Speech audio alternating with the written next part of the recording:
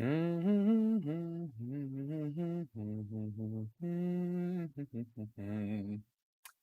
up, guys? How we doing?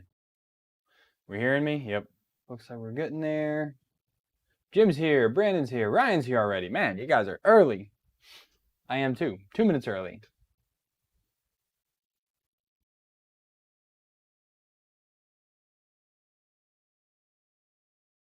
Right. Give everybody a few minutes here to pop in, then we'll get started. This stuff here. I did want to reprint this part I'm going to put on tonight, but I did not have enough time. My PDG is a little bit wet. It's rainy season here, so it did not come out. First layer did not come out as nice as I was hoping, but for now it's okay. It's actually in the dryer right now, but I want to fit everything on, make sure everything works okay tonight, and I can replace it another day. But yeah, so it should be fun.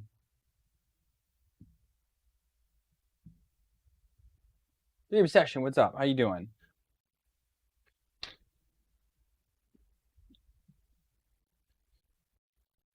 All right, well, I'll at least talk about what we're doing tonight. So this is the Phisec Prusa Mini clone that I purchased on the 11/11 sale, and I bought two actually. This is the one that I built so far. Now this one has a 3.2-inch screen over the standard 2.8-inch screen. Not a big difference. I think it's literally a $3 difference. If you guys want to check it out, there's a link down below if you want to check out the pricing and whatnot. It's a $3 difference to get a half-an-inch bigger screen, if not even. So it really was a no-brainer. Why the heck not? It does come with authentic Meanwell power supply. I actually put the serial number into Meanwell's warranty check on their website, and it comes back as a authentic serial number. So that's real cool. We like seeing that. I've done a few things to this already, and I'll kind of take you guys through that. Switch to this camera down here. That's way zoomed in. All right, so what I've done so far on this machine is I went ahead and put on a nice handle on here. So this nice and sturdy, easy to pick it up. It's a very, very light machine. So I'm able to have that work for me. Where are we at here? Okay. I also want to put on these kind of like cable guards, and all these are just basically stress relievers with a small zip tie on there for the X-axis motor, and there's one also up top here on the Z-axis motor, and this one just has a slight bend down. And it kind of just keeps the cable downward position because it does come out of this channel very easily. There's another mod that I found that actually you unscrew these, that's like a cap that goes on here like that. So but yeah, this helps a little bit. Get everything hidden away down in there. I know, Jim, I did not use the squarish handle, but this round handle works just fine. And then we also have, again, well, it's the larger screen, so I had to, thankfully there was a model already for this, but what I did is I went ahead and designed a backplate here for it. You can see that there. So I designed this to fit on here. It took me like, I don't know, 8 iterations to get this. So it went ahead and worked. So I just plugged the cable in. But this is the case I'm going to be replacing here in a little bit. And then per Jim, I went ahead and put on this Z-brace. So this does help with some of the back and forth. You can see it does still wiggle a little bit. I'm hoping it's going to get a little bit stronger because even though it's connected, I'm only using 2020 T-nuts because that's all I had at the time. Well, on Friday, my shipment from Amazon came in, and I have here some big old 3030 M5 T-nuts, which is great. So we're going to be replacing the handle T-nuts and the brace T-nuts with some 3030 ones. And then I'm going to go ahead and replace this screen with this one here, where that display there. Let me turn this down a little bit. There we go. So I went ahead and designed this up last night after last night's stream and added on this little bit here. It just kind of basically extended the bottom over and brought it up. And that is for this little USB extension, USB 3.0 extension. This is actually made for a computer, but I couldn't find the one that a lot of people were linking and that they were using because it was on AliExpress and I didn't want to wait like 3 months for it to come in. So I ordered this off Amazon. It took just a few weeks and now it's here. And this is version 2 of my thing, and it just fits in just like so. So I'll put two M3s through there with a lock washer on the back, and then I will have a front-facing USB. Apparently there is an issue with plugging and unplugging the USB into the board many times, that either the USB fails or the board fails, but apparently there is an issue with doing that. But by doing this, you're not doing it directly on the board, it's here. Somehow that works better. It also makes it easier for me to reach, because having to go like underneath the spool, because the spool holder sits right here to the side, having to go underneath and get this out is kind of a pain. So this is just going to go like that, and we'll plug right into the screen. And you have to make sure you order the right orientation. So when I'm done with the stream, if you guys are curious in this cable, I will link it down below. And once I publish my file for this, I will link it also down the video description. So those are the few things that we're going to do on this machine tonight. So first off, I'm going to take off this handle and we'll get started.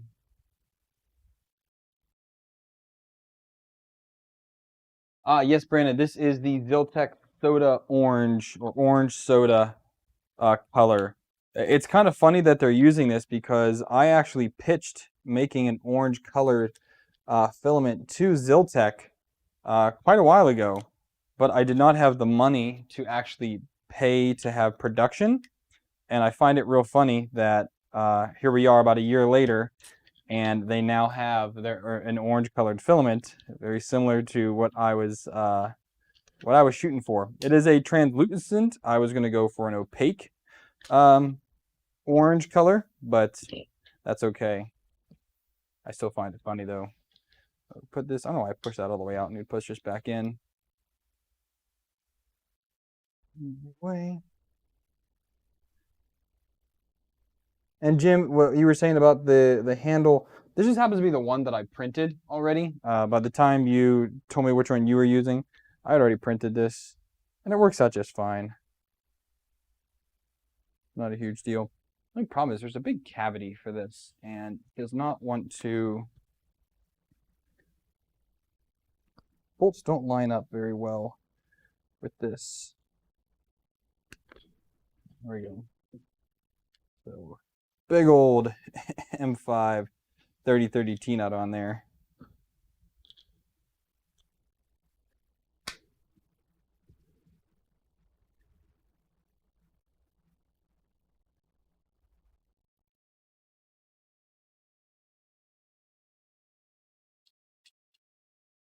These will also be nice to have, because I said it in last night's stream, I need to redo, now that I have these, I need to redo the camera mount on the Mark 3S, because the Mark 3S uses 3030 on the two front sides, and that's where this arm kind of clips onto the front of that printer for the camera. All right, now that is much more sturdy on there. Now I'm going to go ahead and take these out, and these are on there quite hard, because they're a little bit difficult to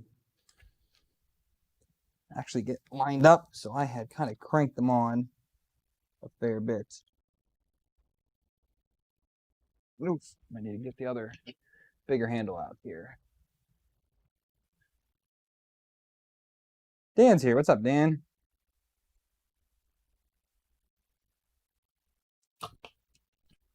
See, that one wasn't even, this one here wasn't even actually touching, so you can tell how awesome these were.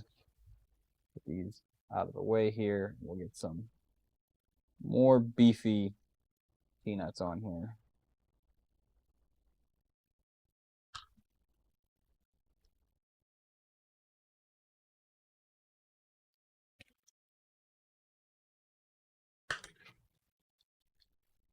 But this Z-brace, as I was saying the other night, this is like the #2 most printed thing for the Prusa Mini. I did it with, I think, 4 perimeters and like a 20% infill, 5 or 6 top, 5 or 6 bottom, something like that. I made it pretty beefy, because you really want this to really help strengthen the rigidity of the Z-axis on this printer. It's all because it's all held together by this box, which is PETG, which now I understand why Jim was saying that he and others are reprinting that part in a polycarbonate or something a little more stiff. So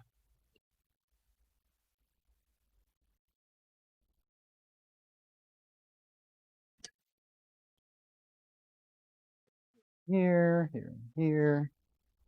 Slide those in there. Those in here. And then we can go ahead and get this all tightened back up.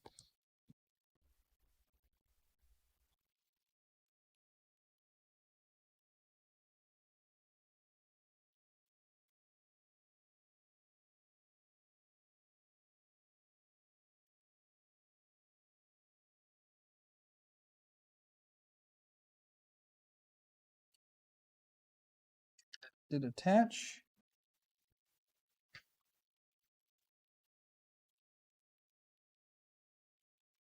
This one did.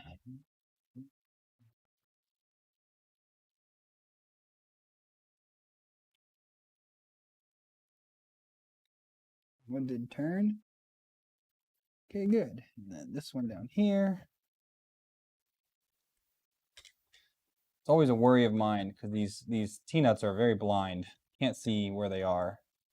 So I always have concern whether they actually turn or not. But that is in there, and definitely a little more rigid now that we have a more solid connection there. So that's it. Now I'm going to go ahead and take off this screen. We'll get the new one on there. Hey Aaron, how you doing? And for this, I'm just going to undo this long bolt in here. So here you have a better look at the back plate that I made for this. There were some that actually like came up more for this. I could not get that to work, so I modified a different one. And where the speaker is and where this connector is different on the original Prusa versus the FiSec clone LCD screen. So that definitely threw a little bit of a wrench in the system because obviously it's different. So measuring that out accurately proved to be kind of a problem because I kept going the wrong way with some of my measurements, subtracting from a certain place instead of adding in another place, or subtracting from a different direction. I don't know. It was just kind of me screwing up quite a bit, but I have plenty of black PETG to print this in, and it worked out just fine.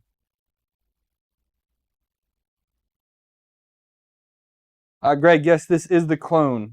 If you're curious to see what it is, I linked it down below if you want to check out the specs of it from FiSec's website. So here you can see it says FiSec. This is the LCD 32, so it's a 3.2 inch screen. This is version 1.3. Squeak, squeak, squeak, squeak, squeak. So far, I've been getting pretty fantastic results on the machine. No real complaints. But this is the original cover. And here is the new cover. So we're just going to slide that back in there. Just going to put this screen right into here. And this bottom bolt goes in first.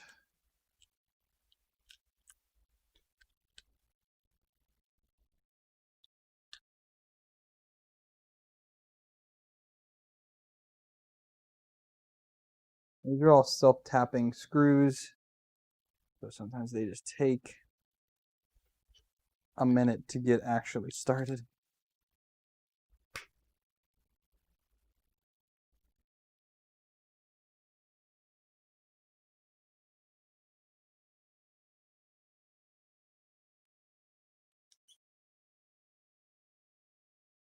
Stoney, I have not published the back cover yet for this screen. I will. It's on the to-do list of stuff to do. So I will be publishing it eventually. Okay, so now we can go ahead and slide this in and on. You can see it goes in there.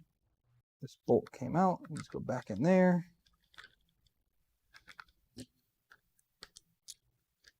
And then I just left this open for where the cable comes in. I could have designed something other than that, but this doesn't need to be covered because, again, the cable is going to be in there. So it's not really a big deal at all. But now we need to go ahead and put in all of these. Once I do publish it, again, I will make sure all the links for these files are in the bottom of this video. So if you're curious, check back maybe after tomorrow, maybe on Monday. I should be able to get all of this published onto Prusa printers. I tried importing, I don't know if anybody's had this problem, but I've tried importing my Thingiverse profile into Prusa printers, but every time I do it, it just errors out. So I'm not sure what the problem is, to be honest. Just the fact that it's just not working.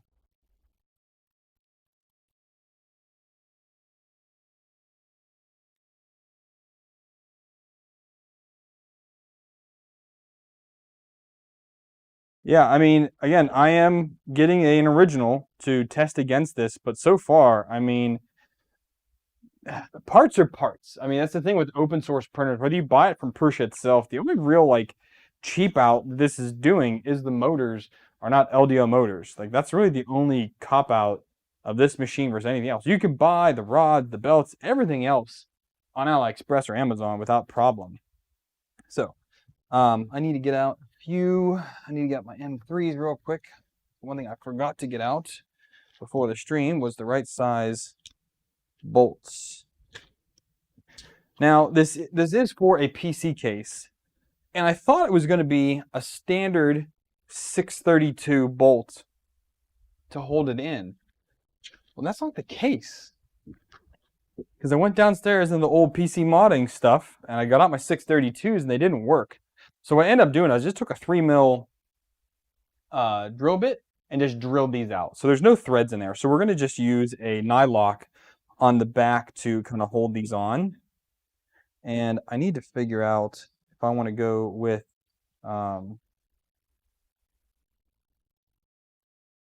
what bolt I want to go with, because they are using silver on a lot of here. I'm big on making things match.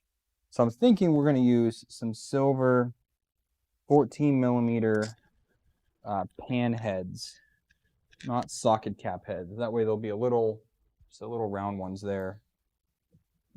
But I think these 14 mils should be long enough.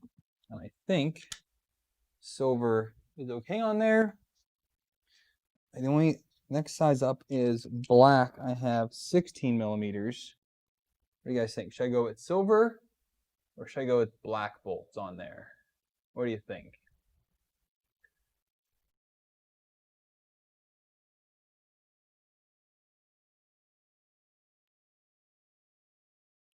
Drink, you guys think of that real quick.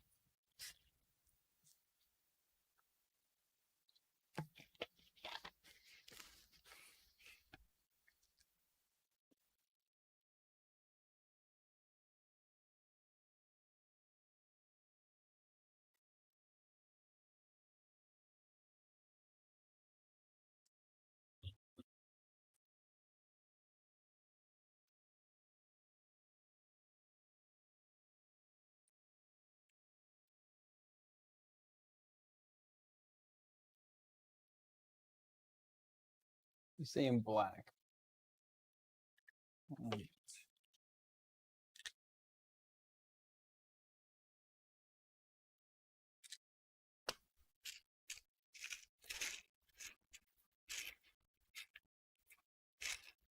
I wonder if I have another pan head black 16mm. The one. Well, there's one, there's two. There's hardly ever one of any one of these.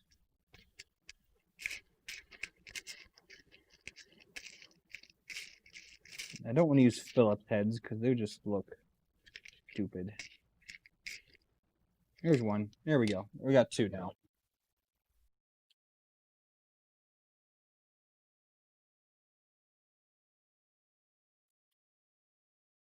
Okay, 1 and 2.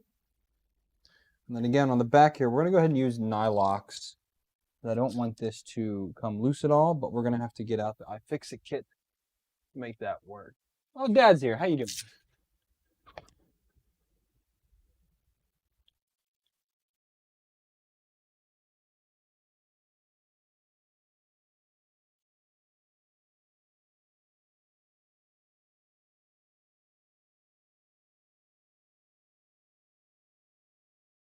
The length really doesn't matter all that much, because it's all behind I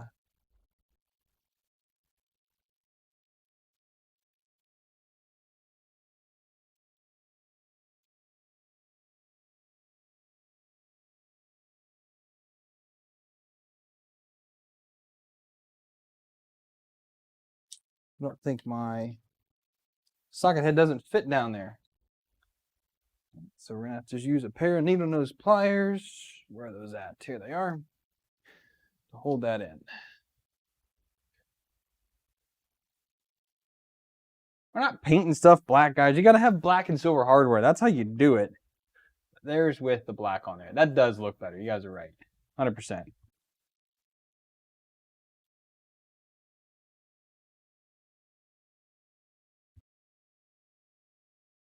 One video that I've been wanting to do for a little while now, I haven't had a chance to get to it yet, but I will be doing it soon, is tools and hardware needed when you want to build custom 3D printers.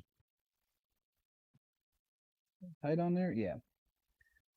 Because I get a lot of questions on different things, and even Aaron hooked me up with, things like these Tecton drivers to use for that. But I want to cover the tools needed and then some of the nice to haves laying around if you want to start building custom machines.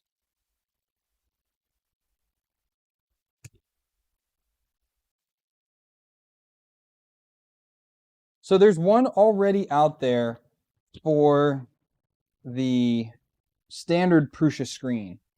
But if you buy the FiSec with so if you buy this clone with the 2.8 screen, you can use what's on Prusa printers as is. If you're buying this FiSec clone with the 3.2 inch screen, you're going to need my version because none exist out there. Now there's also ones that kind of just like bolt to the back of this and kind of just hang out here to the side. I didn't like that. I like this better. And again, this is the type of extension I was able to get the fastest. If I was able to wait for AliExpress, which I normally do, I'd have just waited. So now we can just put this in here.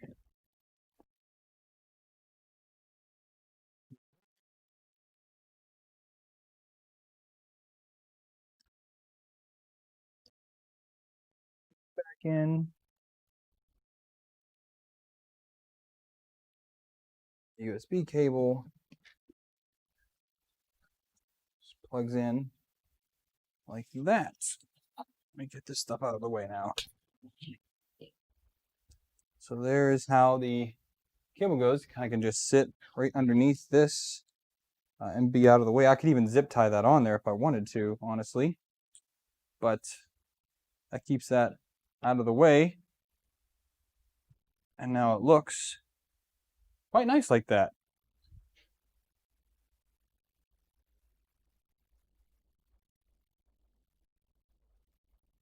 Looks like it should. I've seen ones where people put them up higher. Again, I wanted to extend this bottom line to the screen and bring it up. I thought it was a little more natural looking, I guess, to bring it down there. And yeah, what do you guys think? It look pretty good? Think it'll work. Now our USB key just goes right in there like that. This is the original Prusa one on there. I know Tom had talked about like it was slow or something like that. I don't 3D print for speed. If it takes an extra few seconds for this to copy a file over, I really don't care. But some people do.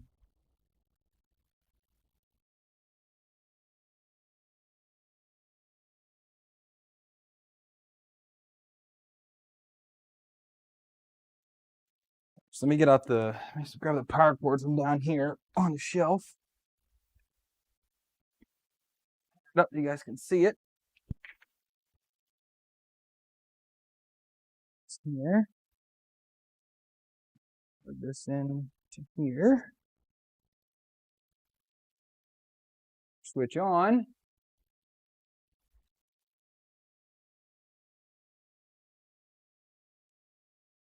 Yep. And if we go down to, if we go to print, it sees it.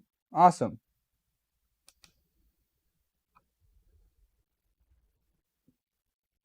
So pretty good. Doesn't flex too much when you put it in and out. Them are not loaded, that's fine. Ignore. It always goes to the last file that you printed. I love that about this machine is that when you put the USB in, because you just want to print the file you just put on there, it automatically brings that up straight away. Man, I cannot tell you how nice that is. But yeah, so far, this thing has been an absolute rock star. A lot of nice to have features in it compared to some of the other printers I have. There's some real nice to have features on here that aren't too shabby. And so far I haven't had any slip issues or under extrusions. I've had to tweak some of my settings for retraction, especially on the Ziltech filament. Ziltech seems to string a little bit more than some other PETGs that I have, so I just upped the default retraction. This is 3.2 millimeters. I did 3.5, and it was perfectly fine that way. There were some little blobs in there to just nip off with some nippers, but nothing really that difficult. I could have did like 3.6, 3.7, maybe got rid of those blobs, but there's no surface imperfections with that. Do you have to print the parts for the clone? Darren, yes you do. So if you buy the kit, again, that I linked down below, you do have to print your own parts, which is great because you can print them however you want. The only thing that I don't know if they're going to update the kit on or not, though, is because I saw from Prusa, they're going to be injection molding this front and back part, which is very different. These are printed with, I think these are 5 perimeters, 6 top, 6 bottom, and a 40% infill. I made these extremely thick and heavy with PETG because these are the main braces to keep the frame from twisting at all. Those need to be nice and flat and straight and strong to be able to hold everything together. And I was able to do that. But these parts are going to be starting to be injection molded on the minis, it looks like.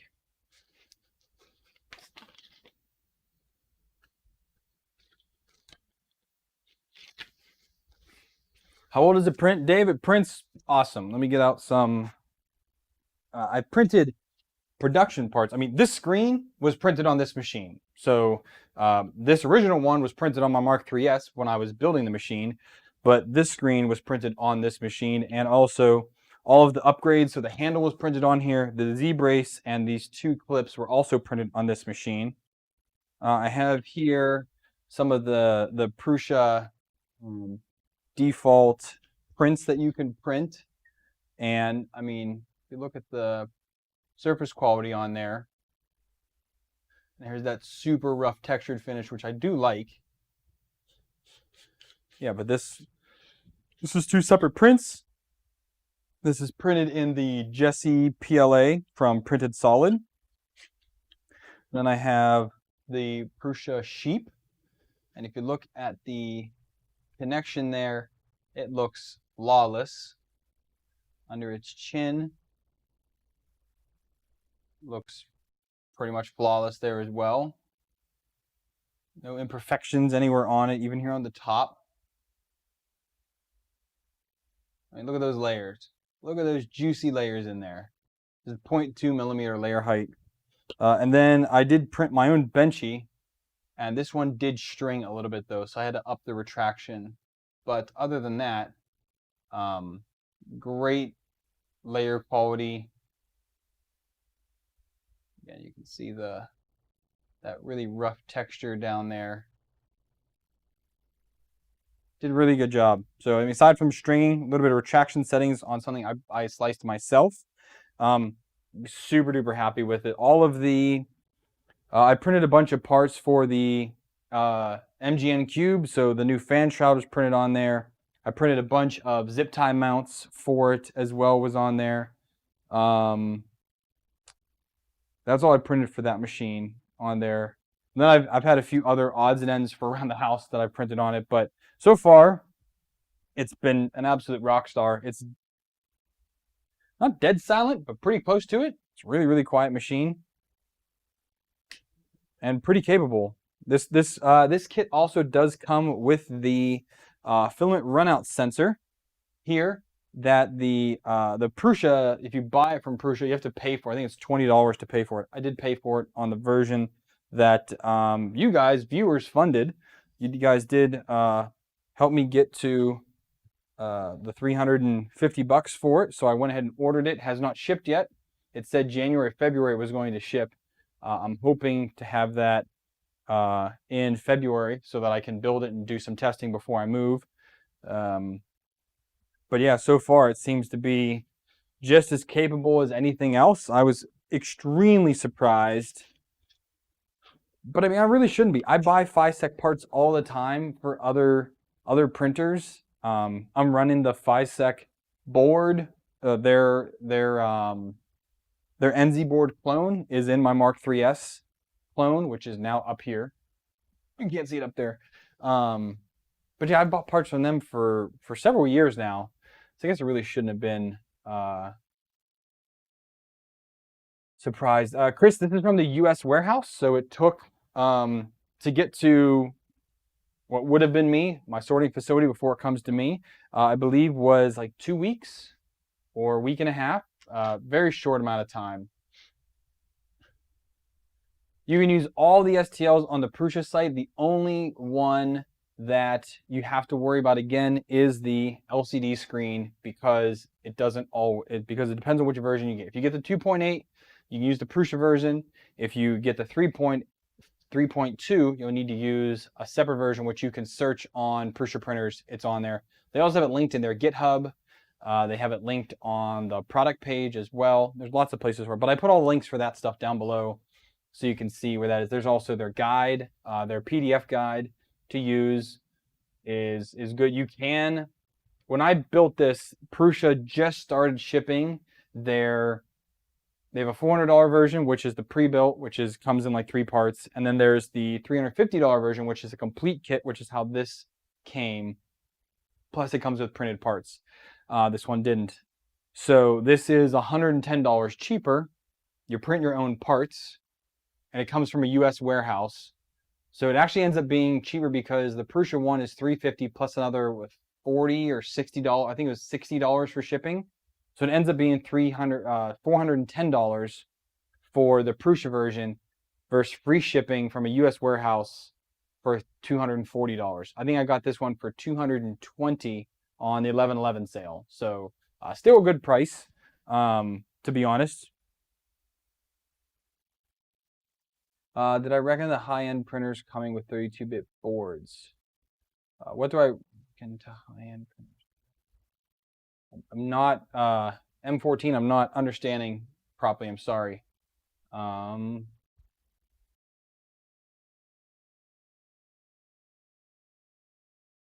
did so I'm trying to catch up back on the questions here.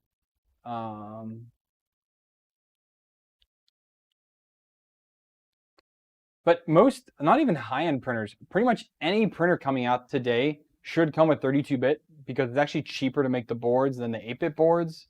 So I definitely think that it should have a 32-bit board for anything you buy these days. Do I have the revised bed with the standoffs integrated into the bed? No, this one does not. No, this one does not. This one is using the hex standoffs Because again, that just came out. I ordered this in November. Those changes from Prusa came out in what, early January, I think, was it? With January 4th, something like that. So the FISEC version, as far as I know, as to today, has not caught up to the Prusa changes yet.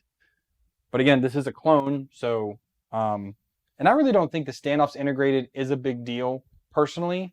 Using a standoff is just fine. Do an Ender 5 Plus next, please. No, I won't be buying. I will not use. I'll say this right now. I will not use money that you guys give me to buy an Ender machine. I think they are junk. I think they are just cheaply put together. Their cooling sucks. I've got rid of my Ender 3s and my CR10, CR10S. They're just not worth the money, in my opinion. There's way better options out there than an Ender 3. So I will not use any of my money. If Creality wants to reach out to me and send me a machine, so be it. But I will not buy anything from Creality. No, so the main board is the same as original. Yes, this is the same board. Well, this is the FISEC. The Buddy board is open source, so anyone can make a clone of it. And this is FISEC's Buddy board that's in here. And if I'm saying their name wrong, sorry about that, but that's how I pronounce it. Yes, David, isn't it Phil Link? Thank you for ordering, buddy. I appreciate that. Honestly, a lot of people have been using the AliExpress, affiliate links, which is fantastic because I ordered this with money from you guys using those links, and I've got another couple $100 sitting in there already. It takes like a month to get the money anyways, but honestly, I'm looking for the next thing, and I think by the time I move, I'll be able to afford a Volron kit off of there because that's going to be super fun to build once I move. So Stony, they're oh, when you bought the clone, it had the revised bed. That's cool to know. Again, I bought this back in November, so that wasn't even a thing yet. Yeah, everyone does Ender videos. I mean, in the beginning, it was definitely worth me trying to get them, but nowadays, I mean, they send them out to anybody, so I really don't care. I'm never going to be the first to get one. I'm not Joel. I'm not Angus. I'm not Tom. I'm never going to get the first. So unless you're the first one to put out a new Creality video, you'll get all the views. Otherwise, it gets completely saturated. And there's any way that you can look at anybody's channel. They're going to have stuff on it. Yeah, the Hex Standoffs did throw me for a little bit of a loop. Stony, you're right on that. So interesting to know they did that. I am debating a Volron 2.4. There's actually a kit that Ryan posted in the Discord. If you guys aren't part of the Discord, check the link down below and hop over there. We do lots of chat on builds and things like that. So a little Discord plug there. But the one he posted was like $900 for a 350 cube, and it looks great. So I think that might be something to look at when I move. I'll be moving this year, so maybe this fall, once I get all my stuff and my tools, I'm going to ship some of my tools ahead of me. But once my tools get there, I'm really debating on buying a kit like that and do that. So Greg and Volag, yes, I am highly debating a Volron build. So keep using those links down below, guys. And once I get enough money, I'll probably end up buying one. So the Ender 2 is probably the last like innovative and cool Ender machine. The Ender 2 is an awesome machine. The Ender 3 just is horrible. The cooling on it is just poor. The cheap flex beds they throw on there, the magnet is just junk. I mean, I don't really have anything good to say about an Ender 3 except it's easy to build and it's easy to teach. It's your very first printer, maybe, but there's so many other options out there. And I mean, for an extra $40, you can buy this, and this has way more features than an Ender 3 has. Way more features. Slightly smaller build volume, but it's more feature packed. And it has a lot of those nice to have. Filament runout sensor, auto bed leveling, thermal compensation, a full color screen, USB instead of a stupid micro SD card. There's just so many better things to this over an Ender 3. And I would, now granted, this one is a little hard for people because this kit does not come with the printed parts. So that is kind of a downer for anybody new. You know, because also I think, Brandon, didn't you buy the bear from didn't you buy the bear from them and you had to print your own parts as well? Because they have a full bear kit as well. They have a bear upgrade kit, and then they have a full bear Prusa bear kit to buy as well, that they have. And I think you have to print your own parts for that as well. Switch wire. Everyone's talking about the switch wire. I've not, I still have not dug fully deep. I am thinking of doing a Volron Legacy changeover to my Hypercube here, which I have not honestly been printing much with it at all lately. I did do the ABL upgrade on it, great, but I just haven't had a need to print on that lately. I've been printing a little less, dealing more with design and building, so my actual printing days are a little less now. Oh, so the Blue Rose Bear Kit did have it. Okay, I don't think the FISEC one has it. Buy a Prusa Mark 3S clone before you buy an Ender 3. Absolutely. It definitely would. That definitely would be better. M14, you said like Naomi. Naomi's not going to send me anything. I can guarantee you that right now. I'm surprised she's not blocked me on Twitter, but she hasn't. I've never called her out directly, I don't think, but I've said a lot of things on there. And she's agreed with a few things I've written, but I don't go after her like Chris Rapaki does, anything like that.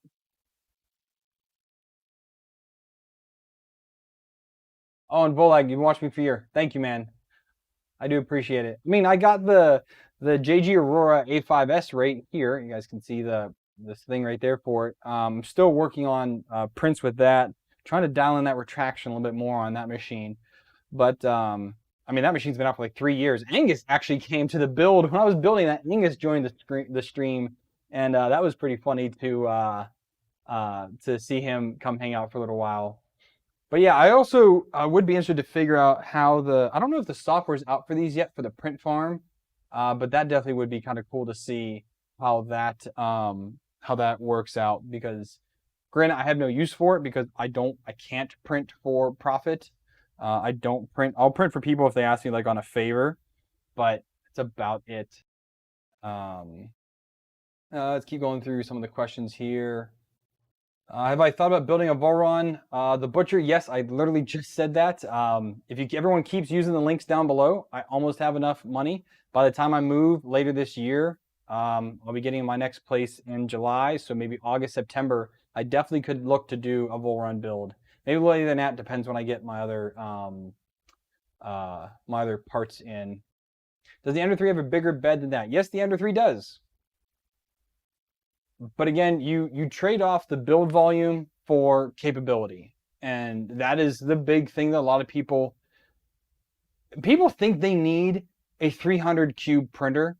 I guarantee you don't, because unless you are specifically buying a large format printer for large format printing, if you're using a 0.4 millimeter nozzle on a 300 cube printer, you're doing it wrong.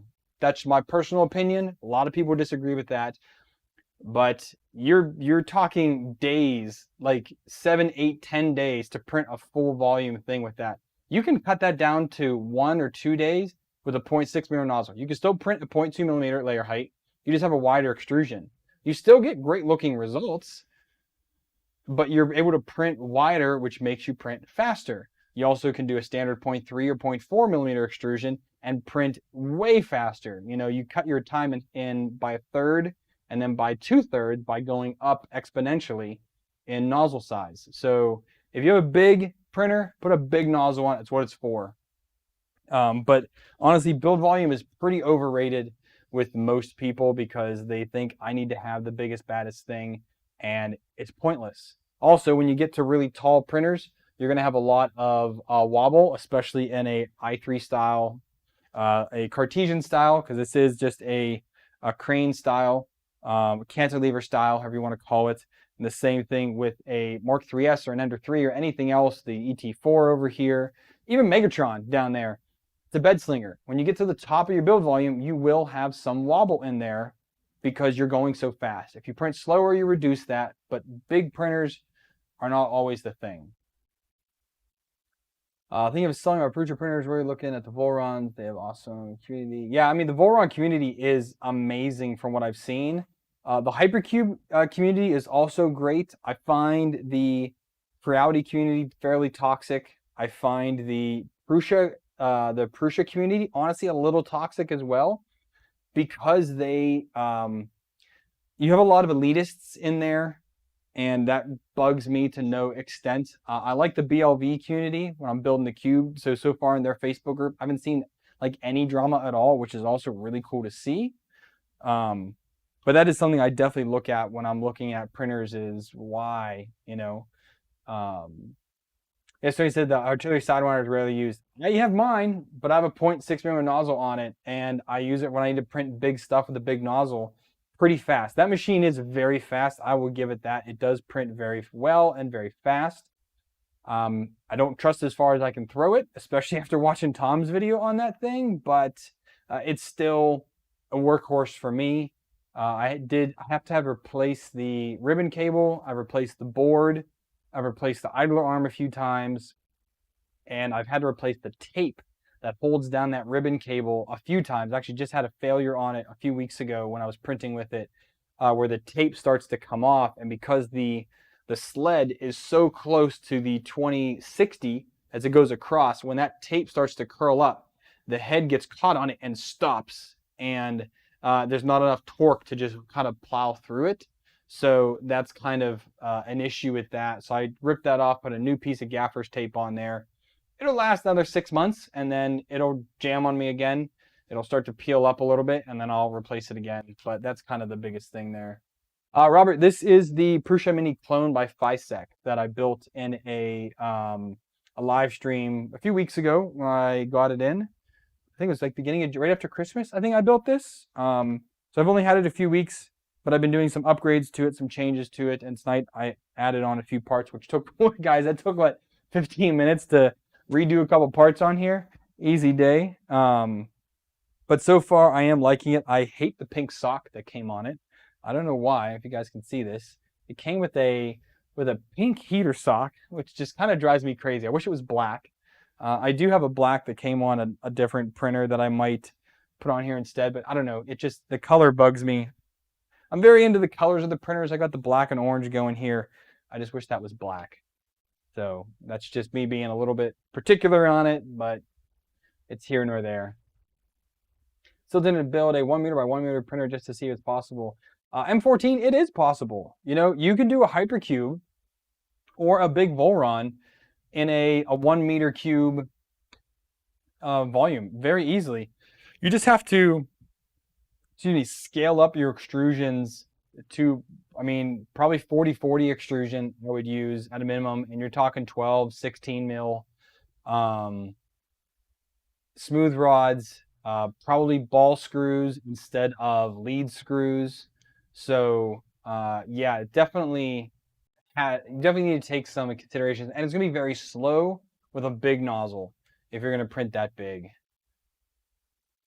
Yeah, Prusa community, definitely get a snobby feel from them. No, I don't think I am. I mean, I like it. I use it all the time. I mean, literally all. I mean, that's what's hooked up in the Discord to what I'm printing. I have the camera on it there, and I use it all the time. I print with it almost daily. It's probably my most heavily used printer to date. Yeah, I mean, the Bear gets quite a bit of use, and so does Megatron lately. But I mean, aside from out of those three, it gets the most use. This one is starting to rack up some hours on it, but not yet. But yeah, those are probably my most heavily used printers that I own right now. Robert, yeah, this got cloned shortly after it came out. So, and again, it was a great price, 220 bucks when I bought it, free shipping. Definitely was an easy pickup for me. What's my brand choice of nozzles? My brand choice of nozzles would be Micro Swiss. 100%. I showed up the other day because this is all the stuff I ordered in November. So this is Black Friday sale. So I just got in some 0.6mm, 1.75 stainless steel nozzles for Volcano from Micro Swiss. They do a great, their Black Friday sale, I believe, is 30% off. And that's only when I buy. I literally buy nozzles every single year from them on Black Friday because it's a 30% sale. Even though they've sponsored me before, they've sent me stuff before, they've given me random coupons before as well, but I still buy from them on Black Friday. I did buy an E3D Nozzle X nozzle, which is on the BLV. That's what I put on there. That has the Nozzle X nozzle. And, I mean, you know, it works. But I prefer to buy the Micro Swiss nozzles for all of the for all my printers. Yeah, I try to put a hardened nozzle on all of them these days. I do. You were saying about the Bowden. I do actually have. I'm getting ready to do the video. So the last Profi box I got came with orange Capricorn or orange tubing in it. Their tubing.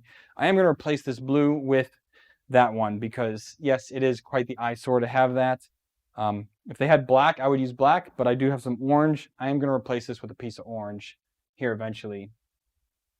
Sergeant Kill, yep, this is the FISEC Prusa Mini. Probably did with the pink socks, but I mean, hey, I guess it is what it is. Hard point of big printers, when you go 350 mil or so far, things start to cost a lot more. Bed heaters. Yeah, I mean, you can get 300 mil beds. You can get 3 mil aluminum beds for like $30. But once you start getting the magnetized large bed, things go up in price. The BLV had its magnetic bed on there, which was total junk, the one that they sell. I think Ben Levi's trying to have them redesign the connector on it, but it's junk. It is magnetized though, but I went ahead and bought a 6 mil piece of tooled aluminum, so it is perfectly flat, and put a giant magnet on it with a big flex sheet. Not the greatest, and I put a heated bed on the bottom of that, a silicone pad on the bottom. It definitely works out well, but it's not perfect. But getting large magnetized beds, just look at the Prusa bed. The MK52 bed that I have on the Bear and Megatron, and obviously the Prusa, those are $60 or 50. I think they're $52 for knockoff.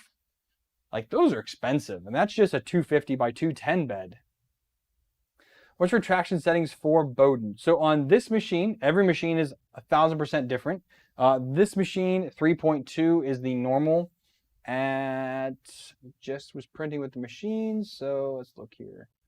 So at 70 millimeters a second, and detraction is 40 millisecond.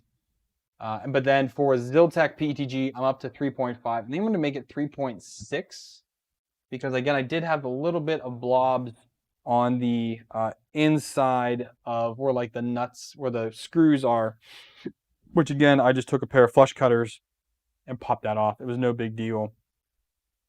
But that was the one thing that got me on there was that. That again. What else questions? We got a lot of questions tonight. Man, oh man, that's not too bad. Ender 3 is a Micro Swiss all metal hot end, and their A2 steel is my Prusa. Yeah. So also on my CR10S, I had the Micro Swiss. They sent me that. The Micro Swiss sent me their all metal hot end to put on there, and it worked like a champ. I put a steel nozzle on there. I printed so much stuff with that printer. It was honestly, that was my workhorse because I did the conversion. If you guys remember back to my CR10S video, I got rid of the control box, put everything underneath of it, found a real nice mod for that, put a couple different mods together, and man, it looks so sweet to have that big printer with everything underneath of it. It worked like a champ, and it still did to today. But again, it just, having a large printer with a 0.4 mil nozzle and worrying about glass beds and not having a flex sheet on it in 2021, it's just not worth it in my opinion. The fact that the Artillery S1, I keep pointing up there because it's up there. You can see, there's my S1. It's still loaded with white filament from Christmas when I was printing with it. I printed that thing in a month. But that has that Ultra Base style bed. So when PLA prints are done, they pop right off. That is also my flexible champ. I got an awesome Simplify 3D profile from somebody in the Sidewinder group. And that thing prints flexible so well with a 0.6 millimeter nozzle.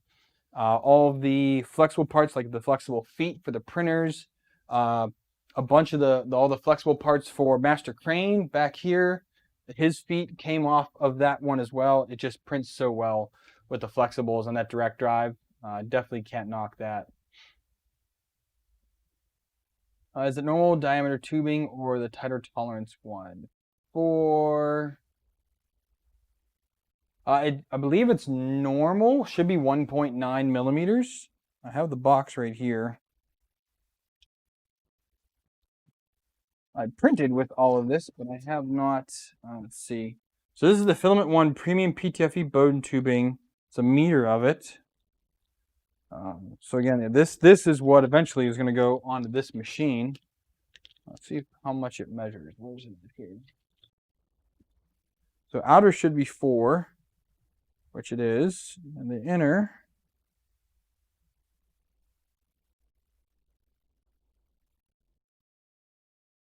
$1.9. Yep, I'm getting 1.9 consistently. 1.88. Yeah. So it is, I guess this is considered the tighter tolerance one. You don't really need anything tighter than that.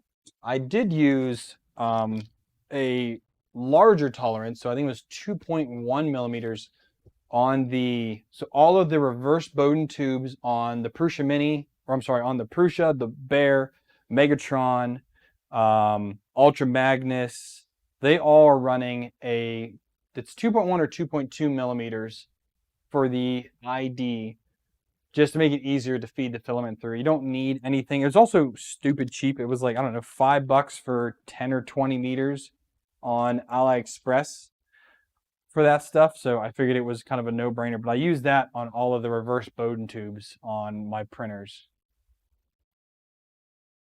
Scott, yes, this is the one with the Meanwhile power supply. It is legitimate because I took the, if you take this serial number, you can plug it into the warranty checker on Meanwhil's website, and it will tell you if it is authentic or not. I didn't know that. I think it was Jim, actually, I think it was the one that told me that. So the fact that it does come with a authentic Meanwhile brick power supply is cool. I mean, for the price, you really can't beat it, because this alone, I think it's like $90 alone from Prusa. Like if you buy the Meanwhile power supply, it's $90. I really don't get how he can charge some of the prices for some of this. If you buy spare parts or a single part off of Prusa's website, the price is stupid, to be honest. The Y carriage is worth the money because I think it's like $25 or $30, and it's about the same on like AliExpress or something. So I buy my Y carriages from him. So Megatrons and the Bear came from Prusa. But other than that, everything I just source elsewhere online because there's no reason not to. And then same thing with the beds. I'm using FiSec beds on the Bear and Megatron. And then I have another 2 beds down there for other builds that I'm working on. Optimus Prime is going to get a one of those FiSec beds as well. I don't know if they say FiSec on them or not. Stuck together because it's no, they don't say.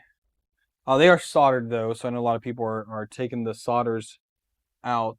No, this is a direct clone with no FiSec markings on it, which is interesting. They do mark a lot of their stuff with FiSec, but this one they did not.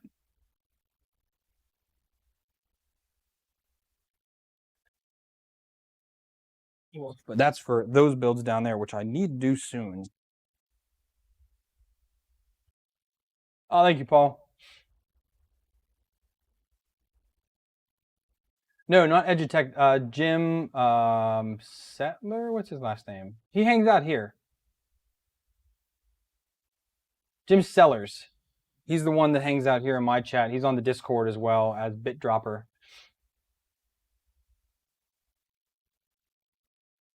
It could be Gunner, that you don't know any better to buy from somewhere else, but because even when you buy the power supply from Prusa, so if you want to buy a replacement Mark III's power supply, that's $90 on there. You get her $50 on AliExpress. and they're mean wells. So that's what's on the Bear. And now my Prusa Mark III clone is just using a 24-volt power supply, because I built that as cheap as possible. But the Bear does have an authentic mean well, which serial number again checks out, and it was only $50. So half the price from getting it somewhere else.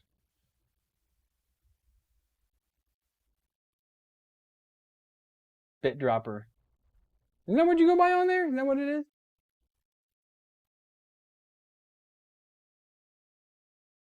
Bit topper or something like that. Might have to scroll a little bit to find your name, because you haven't been talking much lately. Yeah, it is bit dropper. Okay.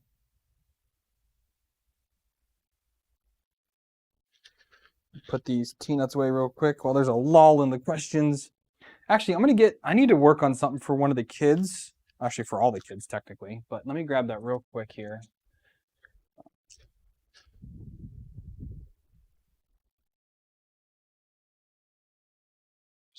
It is right here.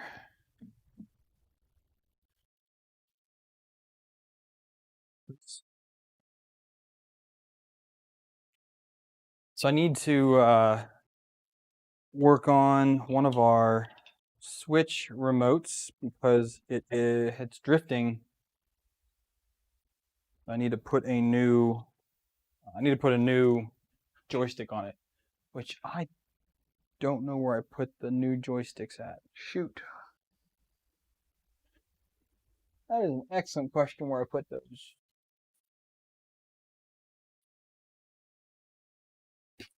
Give me 1 second here to try and... If I put them in the drawer... Oh, the BLV is a big boy in the way.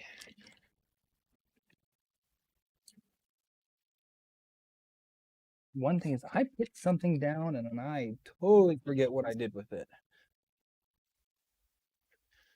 I bought a pack of like 4 or 6 to have for when these drifted again, because the Joy-Cons absolutely suck on the Nintendo Switch. So I have to keep replacement parts sitting around to be able to fix them. This though? Nope. These, that's not them, that's not them. Bearings, P-clips, thread tap switches, sensors, fuses. Oh, where did you put them at, Shane?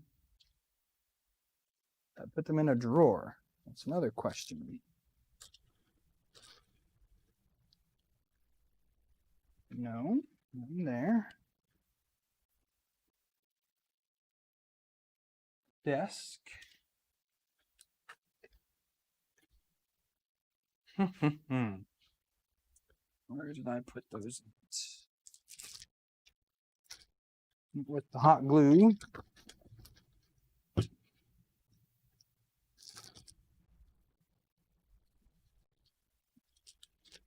SD cards. In there. Let's check this over here. It's probably not in this one either.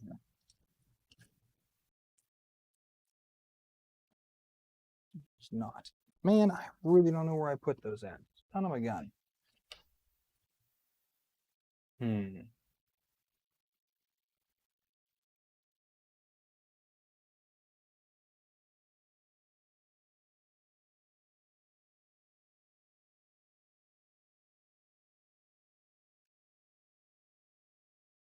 Bought an ANA 8 Plus and wanted to know what you use for your bed on Ultra Magnus. So Ultra Magnus is using, I'm using the stock bed, but I just replaced.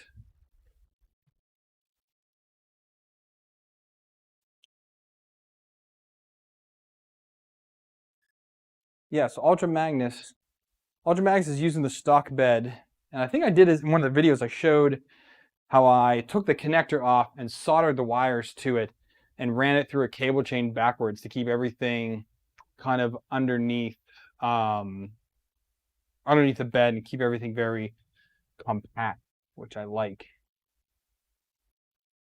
And I just put a magnet sheet and a what's the name of the company? It's Gunner's Buddy.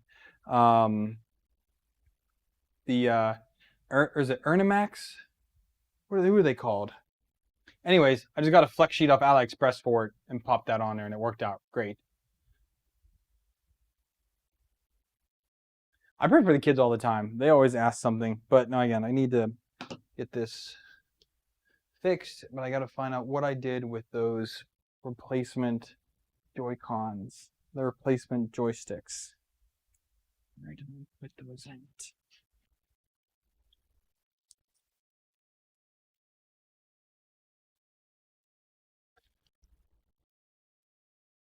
I just cleaned up my office. It doesn't look like it. I just cleaned it up like 2 weeks ago. And I put them away, and I was like, I'll get to that later. And here I am, trying to get to it later, and I don't remember. Paul, there's a link down below if you want to pick up one of these Prusa Mini kits. The exact same one that I got is linked down in the video description.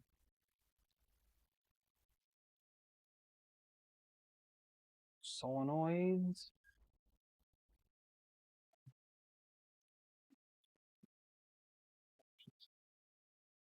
Here's the old Joy-Cons. I kept the originals of the joysticks that I took out of the Joy-Cons because they are doing a warranty replacement. I'm just going to put them back in before I sent it off for warranty.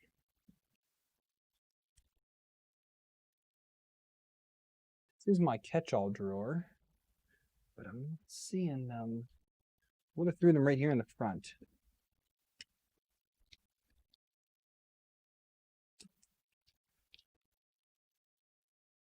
Lay in this box? Nope, that's the power adapters.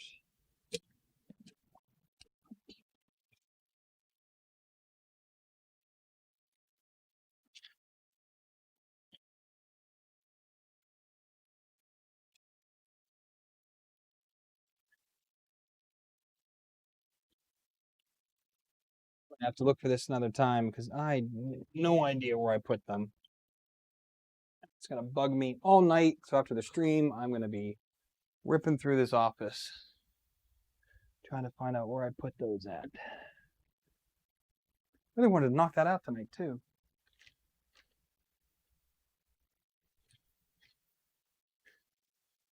Well, get to it later.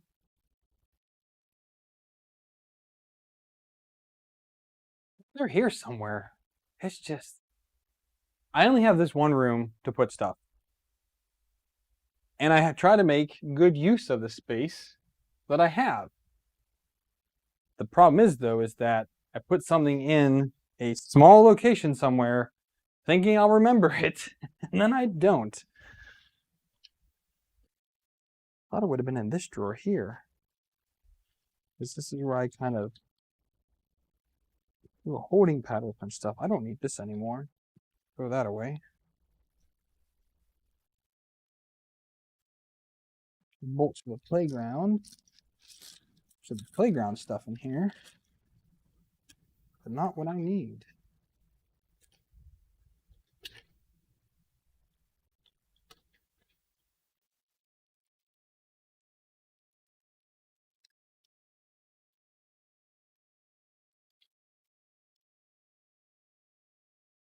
And I thought I also put them up here in my organizers, which are great to have in your workshop. I'm not finding them. Okay. Well, I'm done looking now because I'm annoyed. So what other questions you guys got? This has been really great kind of Q&A night. So let me know if you have any other questions on this printer or any of the other things I've been working on.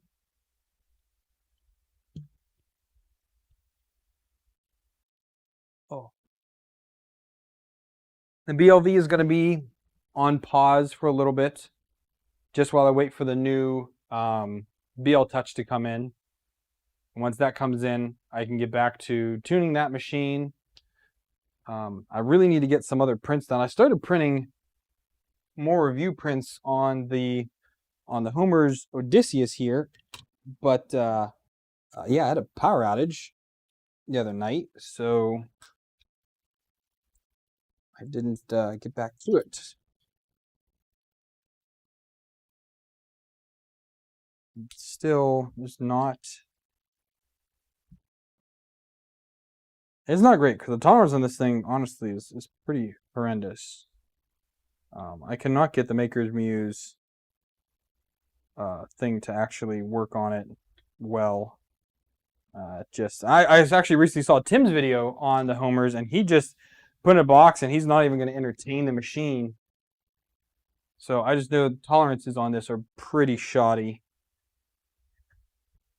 But I mean, it does print, just not the best. So let's get this.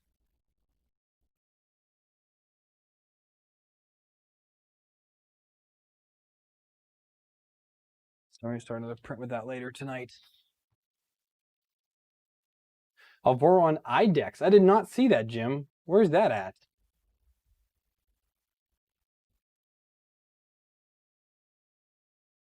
I could get behind that. Vince, what's up, man?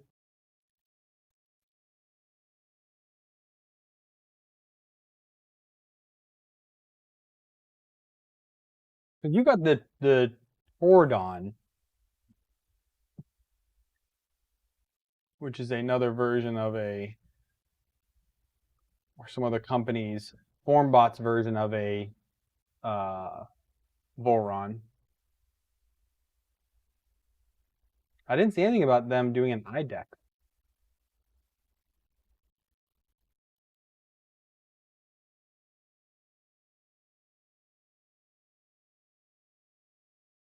Nero is doing a stream of it. Now, did he create that, or is that like a tried and true design that's out? Because that would be interesting to see.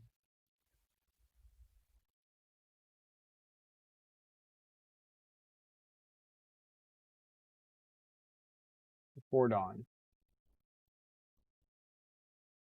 I'm gonna look at their AliExpress here real quick. Let's see. Products, 3D printer, Voron. It's the metal Voron. Oh, okay.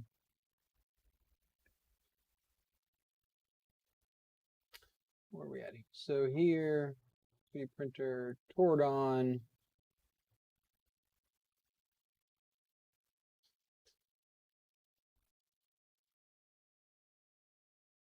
So does that mean this is all metal? There's no printed parts like the shroud or anything like that on this?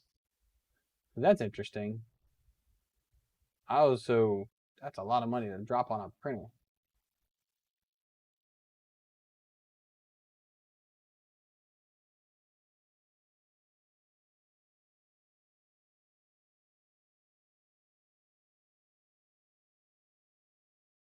Not finding it in their store. Everything looks like it's one extruder. I'm not seeing anything with dual arms. So unless they haven't fully published it yet. Because they still have the T-Rex, which is the Formbot. Again, they created this new company, Vive Dino maybe, which that is an IDEX printer. But that's a huge one, 400 by 500. That's massive. I don't even know where I would put something like that if I had something that big. It's just insane.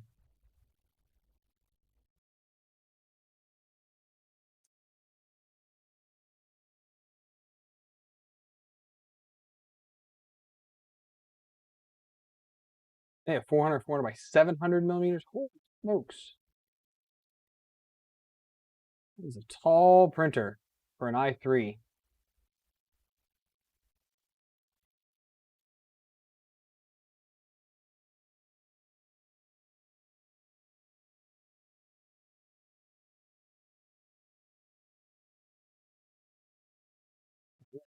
Interesting. Yeah, if we find that, Jim, post it on the Discord. I'd be pretty interested to see that.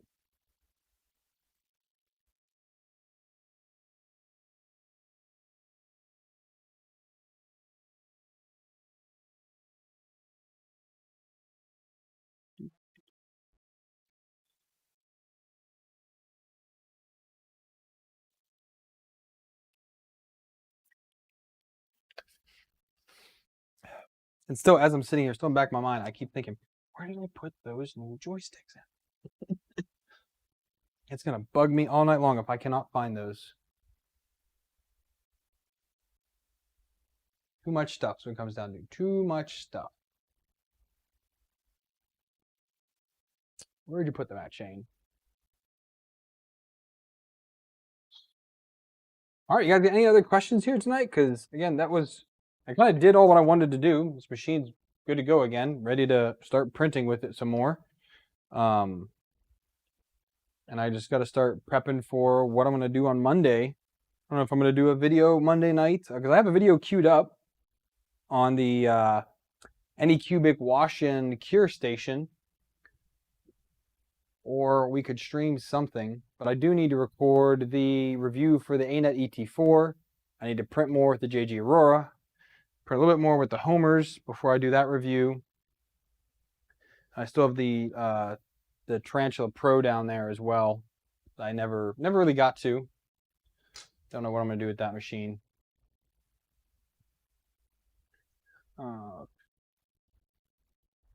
This can be pitched now. Some test prints sitting around here that I don't need to keep around anymore.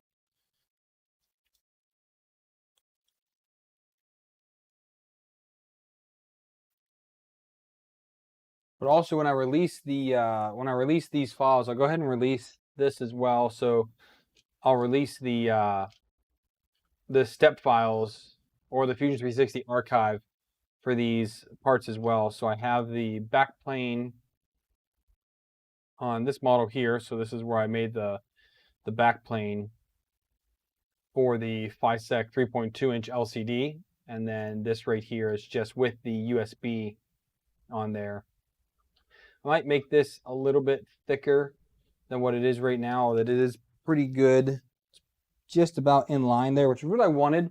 I did have to shave down the tabs a little bit on this one just to get it to line up just perfectly. But other than that, I'm happy with how it turned out.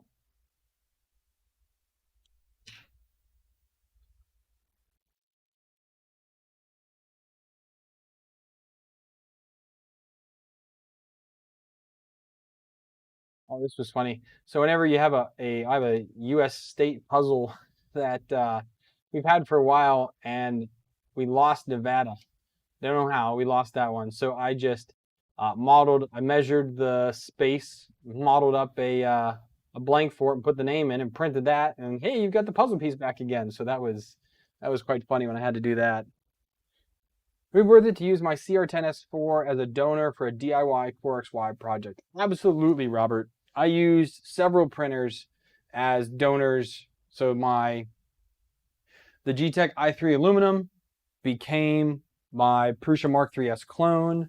I took apart the HE3D Delta, and that gave me gave me extrusion for 3 printers.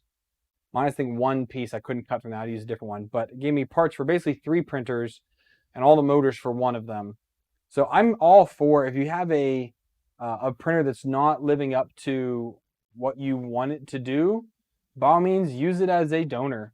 Use the extrusion for what you need it for. The extrusion's so cheap. If you need Ziltech extrusion, if you need aluminum extrusion, you're in the US, go down below and use the Ziltech link. You get 15% off their extrusion. It's already like $8 a meter as it is, or $7.50 a meter, something like that. I don't know. It's cheap, but I definitely would be. That's where I buy all my extrusion from with the discount, because it's great. But once you need a few pieces for that, and you could use the 400 by 400 bed, and you could do Volrun style and have the bed sitting still, or you could do a straight Hypercube style. I would go with an Evo with dual, or actually with that big, I would do triple Z axis on there. So one in the front 2 corners and one in the back. You get much more control over the bed level for that big of a build plate. But yeah, 100%. It's a fun project to take a machine apart and give it a different life to it. I'm sending a 3D printer to Aaron so that he can use for one of his projects that he wants to get done, because I'm not using it, and I'd rather see it go to a good use. So he's getting one of my printers to use for that. Yeah, I'm all for recycling 3D printers. What's in that box? Oh, that's not it. That's a power supply. Where art thou? Oh, use 3D printers to print all kinds of lost war pieces. Yeah, it's definitely worth it. I mean, if you can, I actually do have. Is it still here? On my desk, yes, I do. So we have another US puzzle, and we're missing this middle piece right here. So I scanned it in, and then I'm scaling it in Fusion, which I never started. I start the sketch and never saved, but then I just measured it out, scaled it to portion, and I'm just going to design it and print out this game piece right here so that we have everything for it. But I definitely need to get that done sooner rather than later before the wife yells again. I don't know how that goes. Where can I get the Zarbio frame from? If you know the size of their extrusion, you can just buy 2040 extrusion and cut it yourself.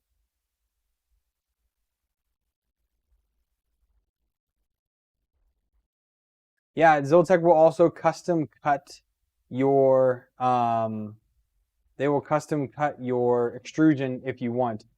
It's worthwhile to me to have my own. I have a miter saw that I use, and I just bought a metal blade for it. It's like what, 40 TPI, or I think it's what? No, it's not 40 TPI. It's lower than that. Either way, I got a metal blade for it, and I just cut my own extrusion. Yeah, Zarbio did. I forgot. Yeah, they rebranded to Caribou. I tweeted at them because I've done a original Prusa Mark III. I've done a DIY Mark III's. I've built my own with Megatron. I've done a bear build. I now have a. So of that family of the bear / Prusa, last one I have to try is a Caribou / Zarbio. So I would love for them to. I would love for them to send me one to try out and just see if the premium products on it are worth the money. Oh, Zarbio's 3030. Oh, okay. That's way overkill, man. For such a small printer, way overkill. 2020 is enough for so much that people don't think it is. They think it twists and sways. I mean, once you get over a meter in length, yes, it does do that. But other than that, it does not. It's fine. Remember John from Folger Tech did a test. Somebody was calling him out on using 2020 for the FT5, which is down here in this lower cabinet. That's the FT5 down there. They were calling him out saying that the 2020 was not strong enough for his printer design. He's like, all right, fine. So he took a single 2020 stick, set it between two tables, put a big hook on it, and started hanging 1 gallon jugs of water on it. He got to 15 jugs of water. So 15 gallons. So what is it? A gallon is what? 8 pounds? 1 gallon of water weigh 8.3 pounds. So he did like 15 bottles on there. So it was over 100 some pounds on a 1 meter stick of 2020. And it just barely started to bow a little bit. And it was like, how are you putting that much weight on a 3D printer? Like, it's just silly. Like, I get for somebody keeping it more square, but there's ways you can do that with proper connection points. But it just kind of blows my mind that people think that 2020 is not strong enough for a 3D printer. Like, we're not talking like moving heavy weights. We're talking about just a frame. As long as it's square, it's not going to go anywhere. As long as it's tight, it's not going to go anywhere. So, like, I don't know. It kind of just bugs me when people are like, oh, you have to have, 30/30 extrusion for this, this, and that. No, you don't at all. You just do it because you want to. That's my issue with the Hypercube Evolution, is that they took the standard 2020 frame from the Hypercube, which this thing does not flex at all. I'm using 2028 corner brackets in all directions. It doesn't flex at all. And they're like, oh, you have to use 30/30 extrusion to make it strong. No, you don't. It's a 200 square printer. Like, it's not that big. Now, when you do a meter, again, I was saying before, I would do like 40/40 for that. 30/30, I don't even think 30/30 would be big enough to do a meter printer. I would do 40/40 for that. I've seen some done with 80/80 before. That's big stuff. I mean, that's like, it's huge. Well, again, Gunner, the wobble doesn't matter if your frame is tight and square. It's not going to wobble. It really won't. I did have a little bit of concern with that, which is why here on the bottom, I put a piece of 2040 upright just around the bottom, just to make sure the bottom was, number one, a little more weighty, and number two, just to make sure that there was that extra surface area for the connection. If I was using joining plates on the outside, which I was trying to avoid, I would just do 2020. But because I was using inside corner brackets, I went to 2040, just have a little more surface area for it to hold on to. And again, that's also overkill. I could have did 2020 on there. Knowing what I know now, after building that, almost 3 years ago now, I guess. I did that in 2017. Yeah, it's been over 3 years when I started that build.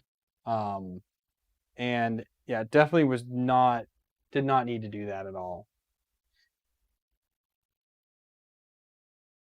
Oh, is there anything else that I wanted to get done tonight with these? I don't think so. It's just really, I just need to get printing.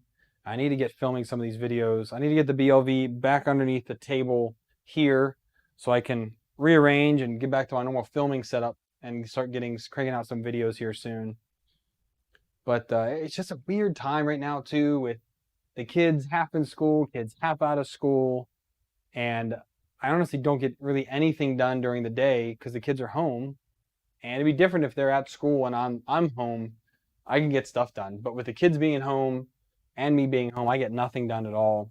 So it's really, I'm no more productive than I would be when the kids are in school. More productive when the kids are in school.